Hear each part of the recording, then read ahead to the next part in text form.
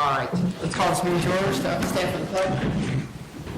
I pledge allegiance to the flag of the United States of America and to the republic for which it stands, one nation, under God, indivisible, with liberty and justice for all. Take the roll. Cook. Here. Colosimo. Present. Pratt. Here. Ostrowski. Here. Lenz. Here. Sunhauser. Here. Spears. Here. Seeley. Here. Quorum is established. We have a quorum. Any amendments to the agenda? I would like to move Plan Commission number 1 all the way up to after the consent agenda. Mr. Dan Kramer is here, and I know he gets paid by the hour, so I like to help out his client and move him up a little bit to get him out of here. So, any objection? All right. We have no presentations today. We have no public hearings. We will open up the floor for citizen comments. This portion of the citizen comments is for matters that are on the agenda this evening. If you'd step up and state your name, sir. Well, I'm Fred Anderson, 1999 Melbourne Lane, Yorkville. And I'd like to speak to 2 agenda items tonight. The first is the SSAs, or those, for those in attendance, SSA stands for Special Service Areas of Taxes. When a subdivision is built, to be built, the developer may come to the city for help to raise money for grading, road building, sewers, and other similar expenses.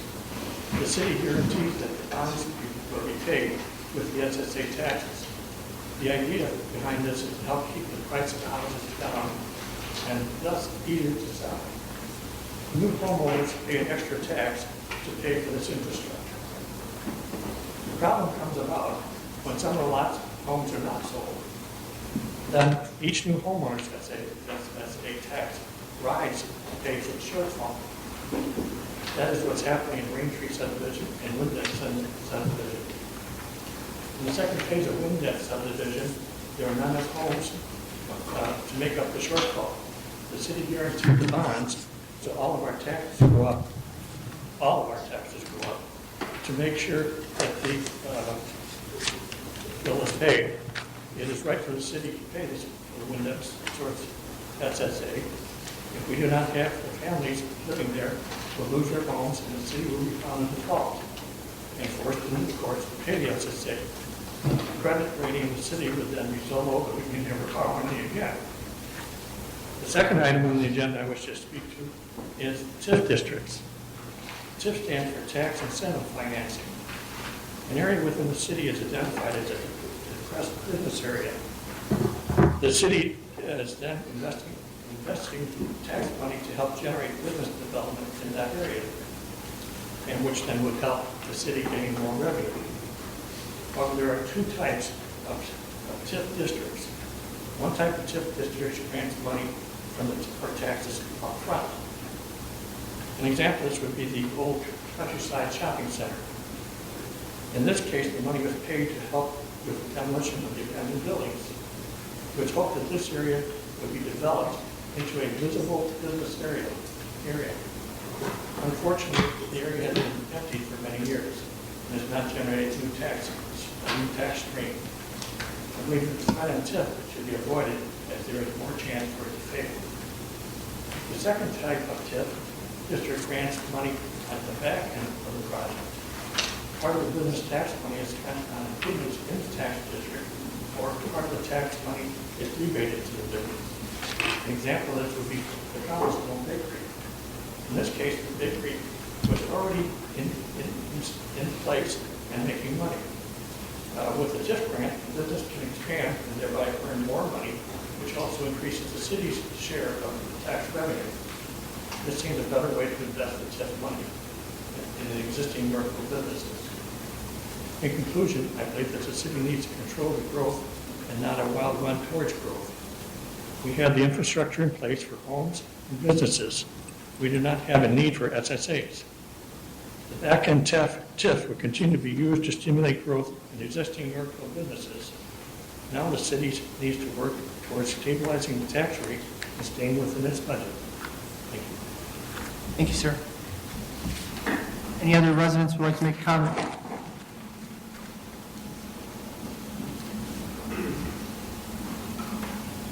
Hello, Alderman, thank you. My name is Amy Sesich. I'm at 1912 Banbury. I live in Raintree Village. I know you guys are going to be happy to know that I'm not here to talk about park stuff, so I'm here to talk about, obviously, the SSA tax over in Raintree Village and Windet, and I believe there's another one in Ward 4. I don't know the name of that subdivision, but first off, you know, going along with what Mr. Anderson said, I almost don't even have any words for it. And I know, Carla, you and I have been on the phone back and forth. The idea that we were going to pay this SSA tax for homeowners when we came in, we knew that. We signed on the dotted line. We don't have a problem doing that. The question now and the issue comes in to play is that you have all of these empty lots that are not being paid on. And now we have to go and abate that tax, that principal payment. And, you know, my tax money right now, or if I look at it, it's probably close to almost $10,000. So now I have an extra $300 going on top of that. That's the part that I'm not excited about. And I realize that we need to start paying on that, I get it. But I'm asking for the city's help and support. If we as an HOA go retain counsel, retain an attorney, and possibly looking into going to the developer and saying, you cannot leave us high and dry. When you look at the SSA, and I hope that in the future this never happens in Yorkville again, they truly only help the developer. And you know, I think, I speak for my husband and I don't know about other people that bought in our subdivision, but we had planned on rolling that SSA tax into our mortgage. 5 years, you grow equity in your home, you refi. You put that tax in there, it was supposed to be a win-win situation. That's how we took it, that's how the developer sells it to you. Well, nobody saw the decline, especially in the way that it went down. We are now faced in a dire situation, especially for the future of our subdivision. And then when you look at Windet Ridge, their subdivision, their builder was bankrupt. Where did they go? Where's their recourse? So I'm asking for support from you guys. I know, I think we were going to put the vote off tonight. I hope that was the case, so that you can come in and talk subdivision. Anybody that would like to come and talk to us at our clubhouse, we're going to try to set that up, I believe, for Tuesday. I still have not heard back from the HOA president, but I think, first of all, I think the people or the community need to know. I don't know if that's something that we need to send out a letter to from the city. I think when people start seeing that extra money, line item tax on their bill, you're going to start getting a lot of calls. So I know you sent it to HOA. I know I have that information. I don't know how else it's been dispersed to the community, but I think we might need to be doing a little better job of that. But my reasoning for coming here basically is to put it out there that we do know about this, not happy about it. We are going to try and fight it if we have that ability to do it. I know there's not a lot of options for us, but it seems to me with all of those lots out there that are empty and still owned by Lennar, still owned by the developer, that we should have something, that we should be able to go to someone and say, you can't leave us high and dry. So, thank you for listening.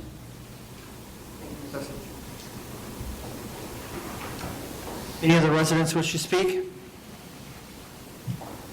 All right, with that, we'll move on to the consent agenda. There was an issue with the consent agenda with the bills. I don't know, Bart, if you want to explain that, maybe we can update everybody on it.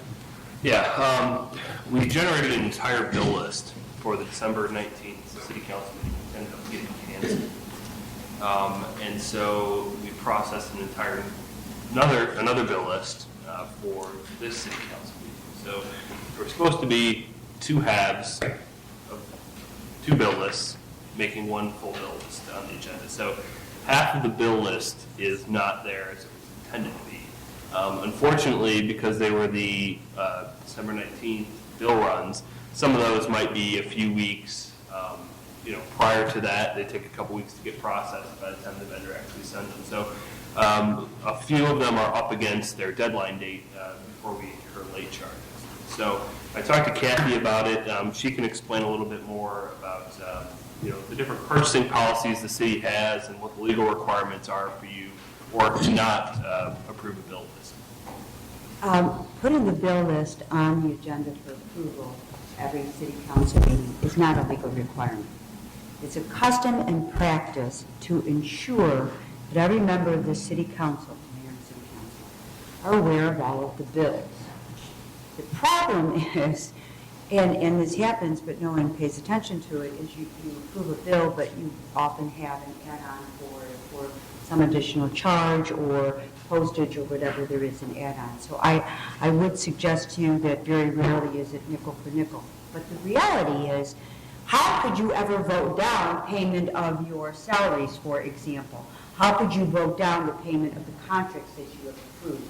All of the items on the agenda must always, on the bill run, must always be either a part of the budget that you approved, they must have gone out to bid for contracts that you approved, or they must be for salaries that you have hired and approved the budget.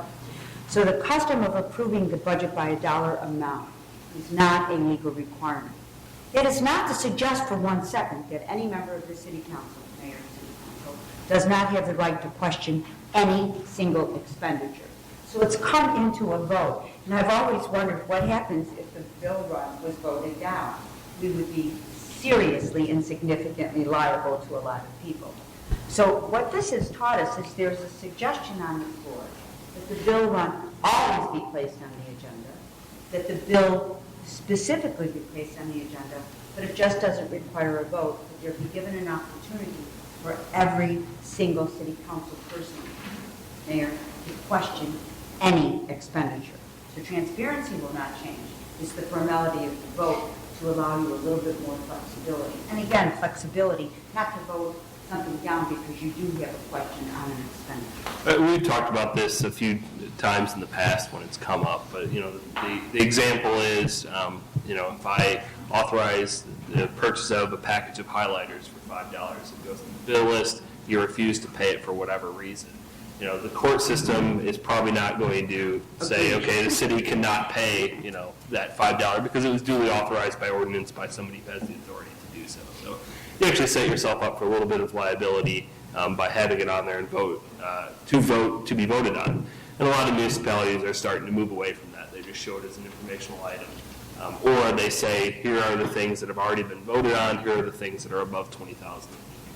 So I talked to Kathy about it today, talked to the mayor about it today too. So our proposal will be at the next meeting, we'll just put it on there for an informational item, but there won't necessarily be a motion to approve it. So obviously if something comes up, a night ranger contract is what we've talked about, or something else that is in the budget but requires specific authorization to do so, it comes in front of you for a motion to approve, and then you can approve it or deny it before it's encumbered. So hopefully that'll make things a little bit more efficient going forward. So for tonight's meeting, Barb, the second bill list that was previously from the previous city council meeting was canceled. Do we have a copy of I that? do. I've got it electronically. We'll post it on the website. I know I forwarded it to all the aldermen earlier today. That way it'll be completely clear and easy to understand. Then obviously if there's any issues with the bill list, the accountability is still there on the back end. I mean, quite frankly, if you don't like something that a department head has purchased or I've purchased, you have the right, obviously, to hold me accountable for that. So, but that's the recourse that we're going to go with. So the number for bills for payment should be amended on? We're going to approve that bill list as like the last time that we're going to do it as is, and then just know that there's the December 19th bill list that'll be there that, it's not going to Those bills will be paid unless someone calls Bart and objects to them that we should bring them for a discussion to be the committee board of city council. Yeah, and we checked to make sure there was nothing on the bill list that it wasn't either legally obligated by contract, by budget, or you hadn't already voted on, or was below the $20,000 threshold. So, Anything above 20,000, you vote on. Anything other than that, the administrator has the authority to spend. So in this case of your markers or whatever, if you voted it down, you'd wind up paying it anyway, because he has the authority to spend it. I may not have a job the next week, but yes. But you have some nice markers. Good consolation. Do any of the elements have any questions? I have one. Alderman Spears? Are we still going to get the bill list Yes. in Yes. advance Yes. Oh, so we can yes. question? And it'll It'll still be be the same posted on the timeline, website. yeah. It'll still be posted on the website, so Yeah. residents can still review every single bill. We just don't have to vote on it. Yeah. Great. Be on there if you have any questions. And I'm actually hoping within 2 months, we're going to have the Laserfish system up and online, which will actually be a searchable database of every invoice that we have. So it'll actually be more transparent in the next couple of weeks. So with that, I would entertain a motion to approve the consent agenda. So moved. Second.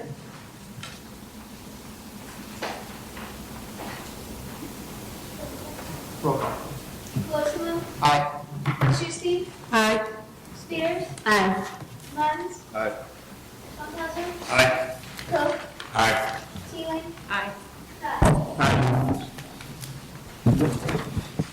Right now, we're going to move to the amended portion of the agenda, Plan Commission.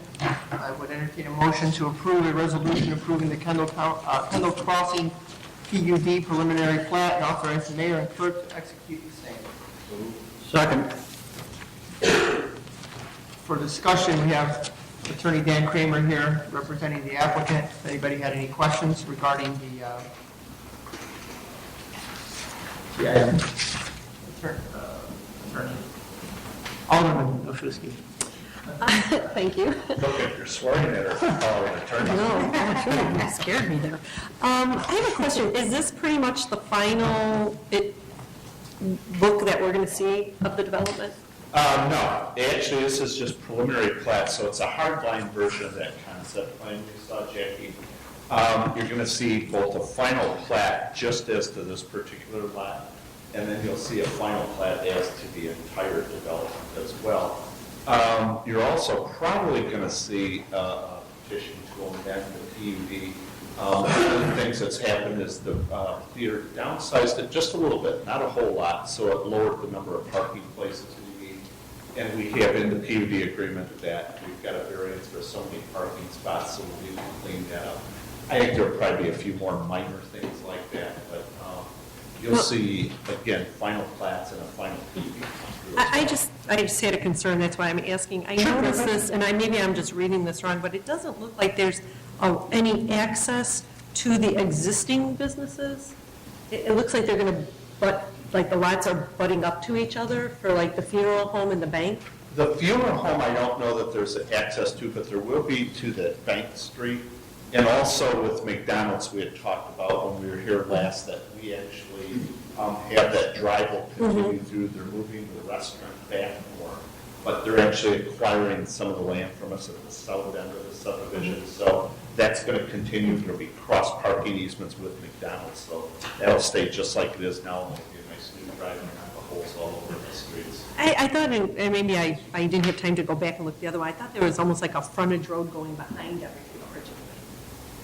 You know, to help connect, like I said, the funeral. I'm just saying now the funeral home accesses all off of 47, and I just thought maybe it would be easier and safer for people. Yeah, and I mean, it's something we can certainly It's look just at. like- I mean, I know we've got one with the bank connected, or plans to. or That's just, potentially both. that was just a concern I had. Okay, sure. But you would still have the connection between the funeral home and the bank, the parking lot. Exactly, you So just you can kind still go of. from the bank to the funeral home. Okay, that's true. And those existing roads are all going to be redone, they'll still be there. And then the ultimate plan, as soon as I got approved, there will be a main east-west boulevard too that'll be added. So you'll be able to disperse the theater traffic out on Route 47 on a right out real quick at night when we're busier.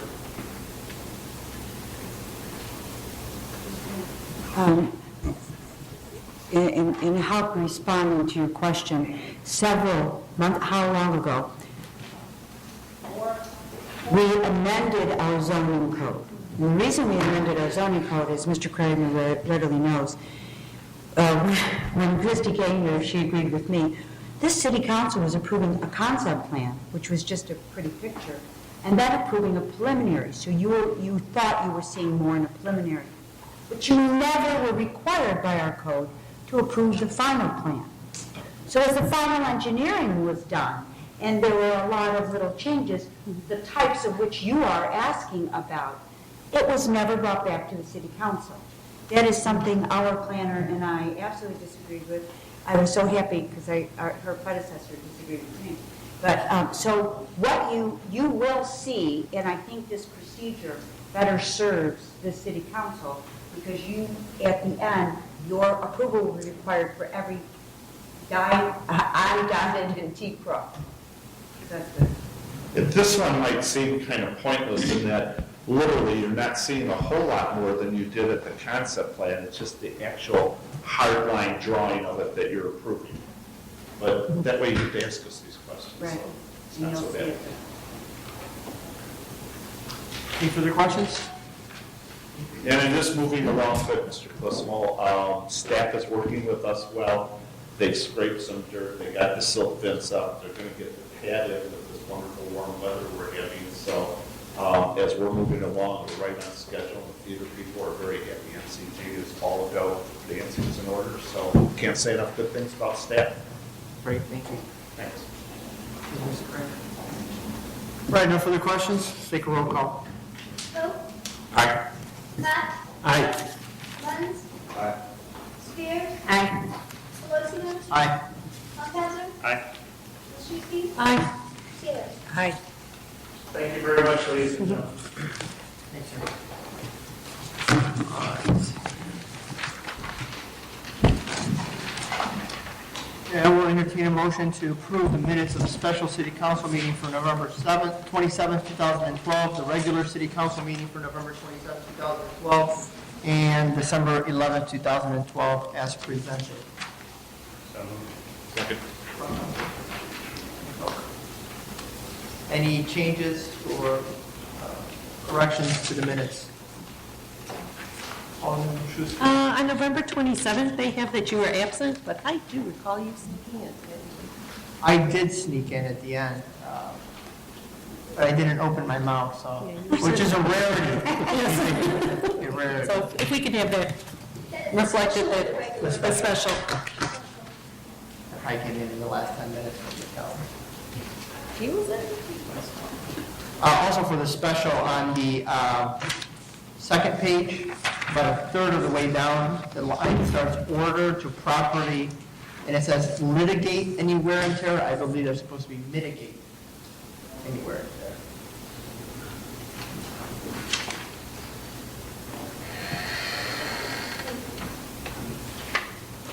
Anything else on that one? Any changes for the other minutes? All right. All those in favor of approving the minutes indicate by saying aye. Aye. All those opposed? The motion carries. All right. We'll move to mayor's report. I'm going to add an extra one here at the beginning. By state statute, the mayor is required to announce the resignation of a city officer at the next scheduled city council meeting. The mayor received a letter from our treasurer, William Powell, announcing his resignation in support of the appointment in the future of a treasurer. That resignation will take place on January 31st, 2013, at the end of this month, and that position will then become vacant. I believe it's the mayor's intent to leave it vacant until we decide the outcome of the referendum and see what the residents decide in the binding referendum. So we obviously thank Bill for his service. He's not here tonight, and we will obviously have a small little presentation for him at a subsequent city council meeting for his years of service to the city. With that, we move to EDC 2013-03. I will entertain a motion to approve an ordinance designating the downtown Yorkville Business District Development District and imposing a realtor service and occupation tax therein, and authorize the mayor and city clerk to execute. Second. All the information for this is in your packet. Is there any discussion? City Administrator? I just wanted to make one thing clear. There's a couple references to some addresses, address numbers in the agreement. The developer is actually, this is for both the business district and the Imperial Investments set agreement. The developer is actually purchasing parcels and then combining them under a singular address because they're taking two different addresses or two different buildings and combining them into one business. So there's references to numbers in the address. The best place to look for the geographic area will be in the legal exhibit that will be attached to the ordinance. And basically, it's from Hydraulic to Van Emmen, from the West Alley to 47. It's that entire area except for our well and pump house right there. So it's, everything else is within the business district. Any questions? Alderman Hughes? Just a comment, yeah, what's the middle of the year, TIF, you kind of read some of it, you get 8,000 pages of reading, I'm not really sure what it is, so I did just a little research. And in a nutshell, from what I understand, there's a TIF, Captain, make sure I'm saying this right. TIF subsidizes redevelopment and infrastructure needs of the city, uses future tax money to jumpstart the growth we need today to get other people to go in the area. It's also used for improvement to distressed or underdeveloped, underutilized property, which our downtown certainly is. I lived here 12 years ago, 12 years, like I've said, we've been talking about this for 12 years, let's kind of rebuild downtown, and nothing's ever happened until the current side of 47. We need to help continue that growth. And if the TIF works right, development succeeds, raises assessed value, more tax money comes into the city, and it'll lessen the burden on all of us individual taxpayers. It will also create jobs, bring jobs in. Again, I'm not guaranteeing, I'm not predicting the future that it'll work, but so far it looks like it's a good start. And if it does work, it's a good thing for a city.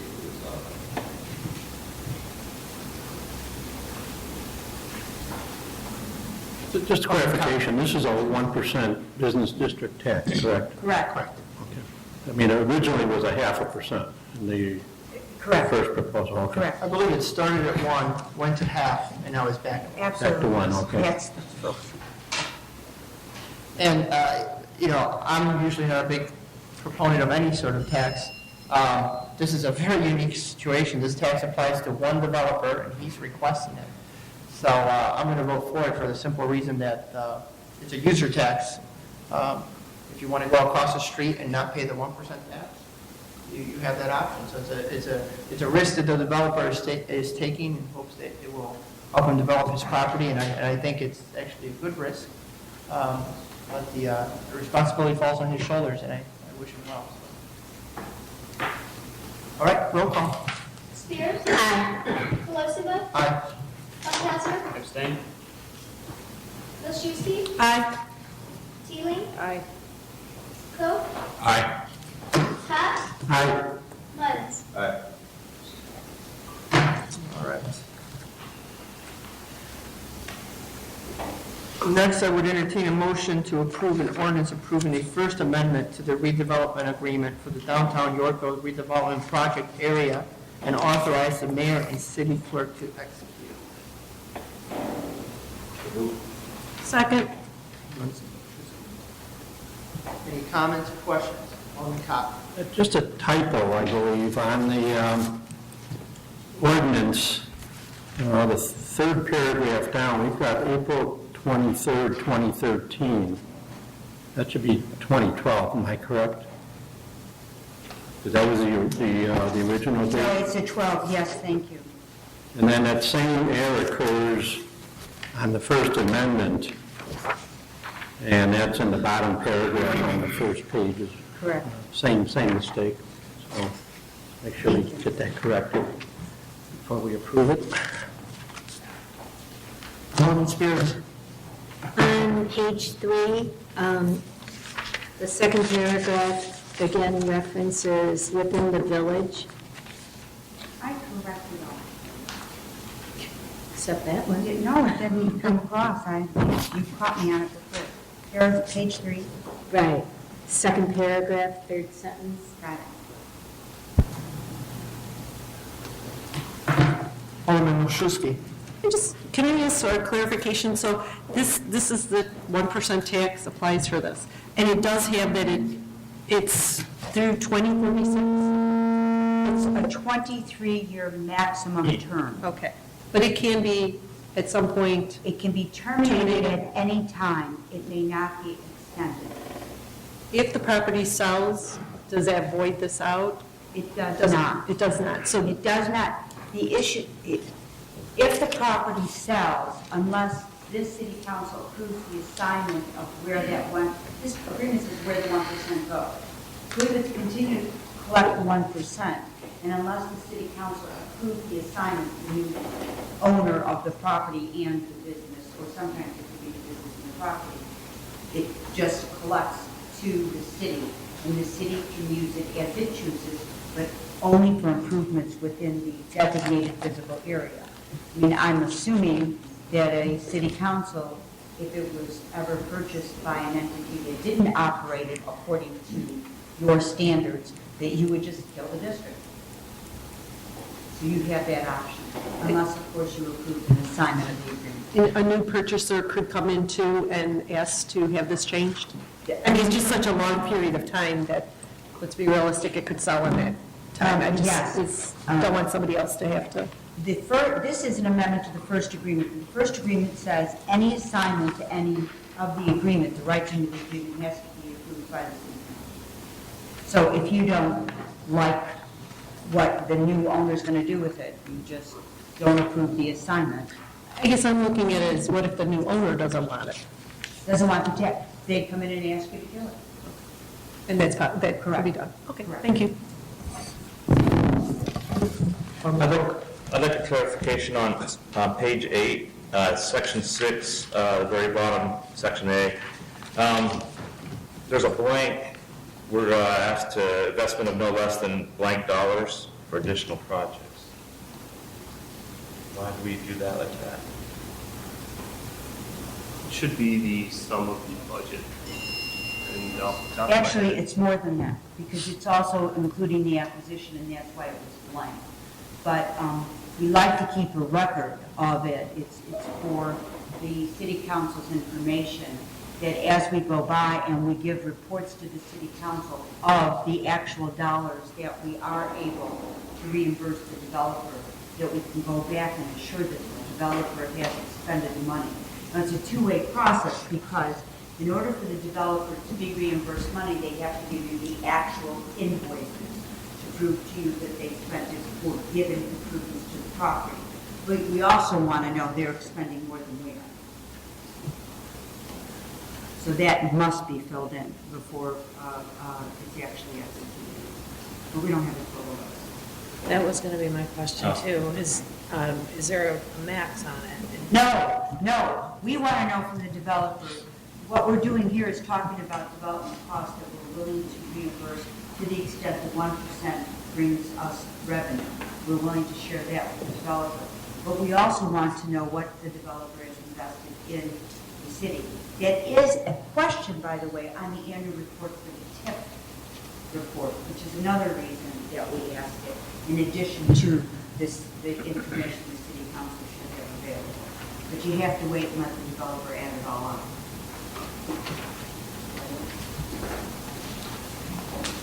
Any other comments? Alderman Schuster? Just one more clarification. So you go into this business district, you purchase something, you're going to charge 1% extra, which then the city is holding in a...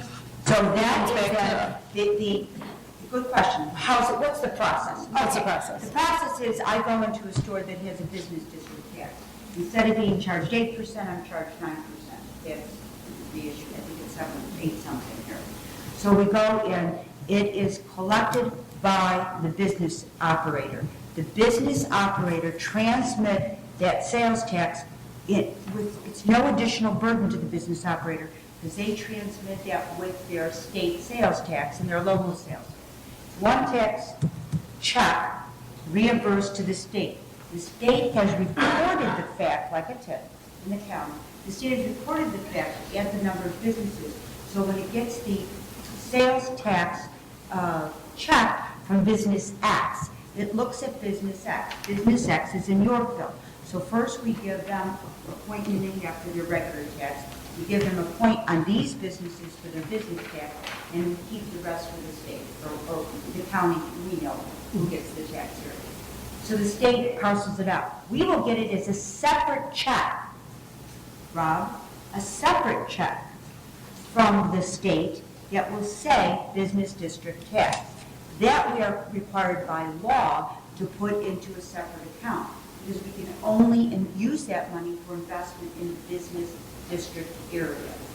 That's how it works. And so once it's on a roll, it's a very simplistic way to assist the developer. Should we kill the district? If we kill the district tomorrow because the developer doesn't abide by the agreements, the developer asks us to kill it because it's not conducive to growing his business or whatever, any funds sitting in that business district go to the general fund. It's killed immediately, but go to the general fund of the city, thereby helping all of the residents. And then as improvements are done, that's when he submits, the developer will submit. Right, so we put it in our account, and he has to show us exactly what he spent. We make sure it's an eligible cost under the law. And the big difference with the business district, and Marty said it, with a TIF, you have to redevelop, okay? You have to take an old place, you have to redevelop it. If you build a new building, a TIF can only pay for preparing for the building, can't pay for the building. Business district, on the other hand, is it can be used for new construction. So that when you have a business district, you have much more flexibility in saying, build the Taj Mahal, if you would, Mr. Businesses, because now you can assist with actual new construction building costs. So business districts have become very popular. The public doesn't seem to be opposed to the 1% when they know it must be reinvested in their community. The blank on page 8 should be $2 million. I think it might be more. We'd have to check with the purchase price. The sum of the budget items was just a little bit more than $3 million, but that's a similar ratio as what we approved in the last TIF agreement. So this just sets the minimum floor for what they have to invest, though. No, that isn't the minimum floor in this. That says that they will, they inspect invest, but that's what you have as redevelopment costs. Does that include acquisition? And acquisition is that number. Yeah, but it says no less than. Yeah, So it should be, Okay. I have the email from me, we talked about it, we just forgot to write it in there. I'm sorry. That's Add okay. the cost of acquisition. Yes, the cost of acquisition was included within the project budgets, so. I'm sorry. So are we adding it, or are we still leaving it blank to get a? Should add it in, $2 million. yes. So we will insert $2 million in paragraph A, page 8.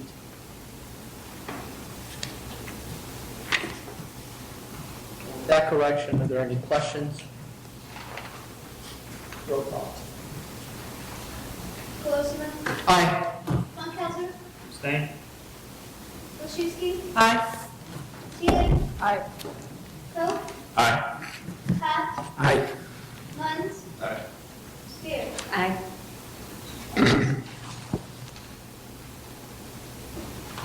The next item on the mayor's report is that of the ordinance for the TCB 123 LLC, which is Rowdy's. I would ask if, without objection, if we can move to, well, first, entertain a motion, then table it. Okay, just table it. You can just vote with the motion to I would entertain a motion to table as there is a site plan that we are waiting on, so we can have a visual concept for what they will be required to do with this establishment before we approve it, rather than just a laundry list that we can't really visualize and we have not yet gotten that. So I would move to table this until we have all of the documents so we can review it before we vote on it.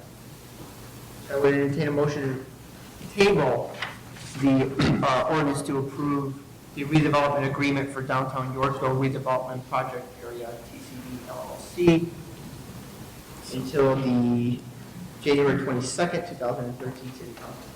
So moved. Second. Roll call. Funkhauser, Aye. Wilczewski, Aye. Teeling, Aye. Coe, Aye. Pat, Aye. Munns, Aye. Spears, Aye.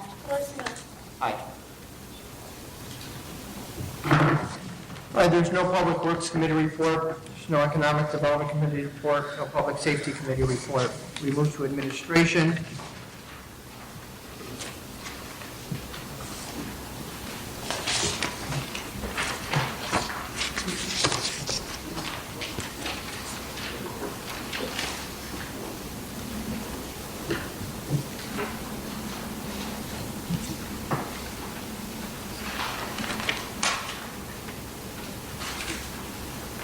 I would like to make a motion to approve an ordinance abating special service area taxes for special service area number 2005-108 Autumn Creek Project and approving the amended special tax roll in ordinance abating special service area taxes for special service area number 2005-109 Bristol Bay 1 Project and approving the amended special tax roll and an ordinance abating the tax hereto levied for the years 2012 through 2032 to pay the principal of and interest on the $12,205,000 special service area number 2004-106 total grain reserve variable rate demand special tax bonds, Series 2004, and authorize the mayor and city clerk to execute. So moved. Second. For discussion purposes, these are the ones that are not problematic. We will abate them so they do not appear on the property taxes of these subdivisions. These SAAs are stable, and there are no issues. So that's why we separated these out, so we can distinguish between the ones where there's no problem, we're not going to add any sort of assessment or added tax this year, versus the ones that we do have an issue with. So I will be voting yes on this. Any other questions or concerns? All right, so roll call. Seaman? Aye. Coe? Aye. Scott? Aye. Munns? Aye. Spears? Aye. Colesimo? Aye. Funkhauser? Aye. Machuski? Aye.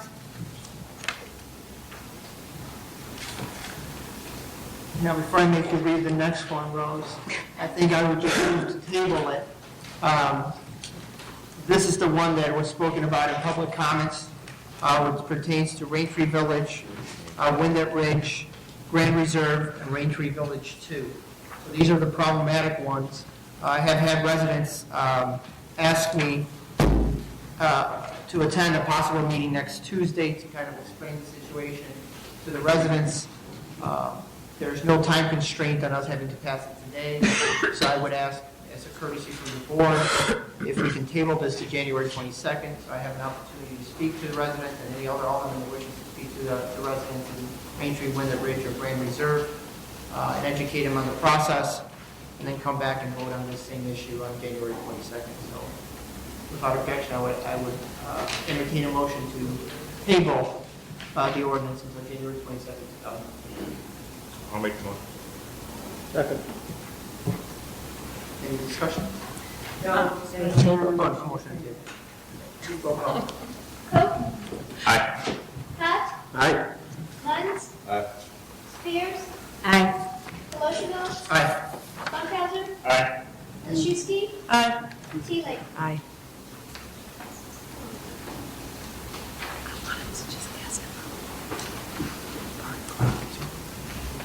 All righty.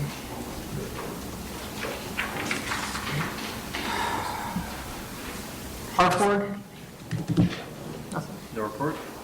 All right. Plan Commission, we already did. No report from Zoning Board of Appeals. City Council, no report. City Clerk, City Treasurer, there's no report. Any community or liaison reports? Oh, real quick. Dairy Queen opened and I went there already, it was awesome. Great. I already went through the drive-through once. Yeah. So I'll be adding to my list of choice list. It was, yeah. Feel like that. Any other community or liaison reports? All right, any staff reports? No report. Any additional business? All right, We will not be going into executive session this evening. We did have some minutes to review that we will review when the mayor is here, so we will push that off to when the mayor is present. At this point, I would open up the floor to any citizen comments on any subject.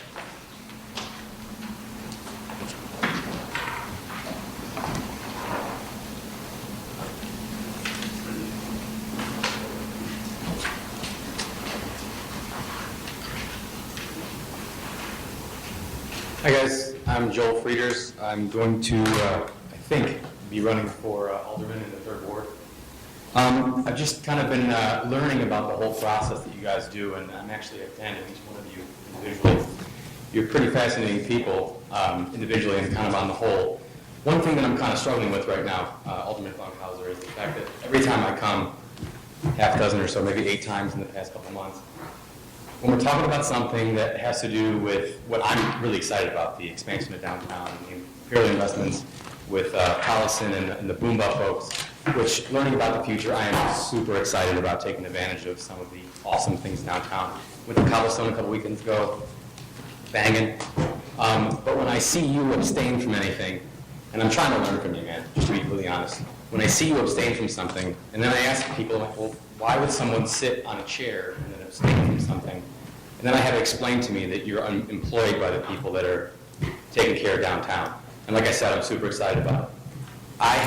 I take issue as a young person and a citizen of this town that's learning about the whole process. I take issue with the fact that you can't vote on things when I kind of need you to be in the chair.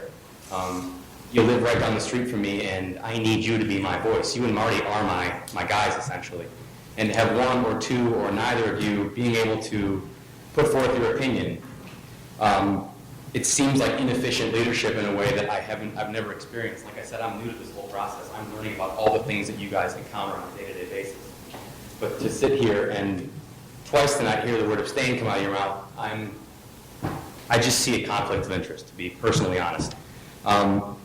If you abstain from a vote, you essentially kind of make a waste of the chair, and I'm not saying that you're doing it repeatedly because I can only be here as much as my family allows. But now the largest developer in the city has you doing amazing work. I'm not frowning on that by any means. As far as I understand, you're extremely awesome at what you do. I just think you have to kind of pick. Either you're going to be an alderman or you're going to be an imperial investment ninja, like I hear you are. So I applaud you for the work that you've already done. I just think that you guys should either talk amongst each other and find out what is the best course of action going forward when you have people that are on this board that are employed by the people who are asking for permission to do things. And I need your opinion more than I need, I just need your opinion, basically. So that's it. Have a good night. Thank you, Mr. Frieders. Any other comments? You know the word ninja is now going to stick with Alderman Funkhauser. That's going to be his new nickname. I think ninja's more appropriate. Any other comments? So with that, I would need a motion to adjourn. So moved. Second. Roll call.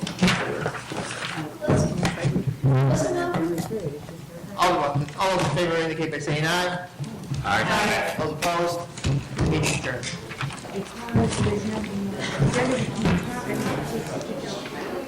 Where are you going to be?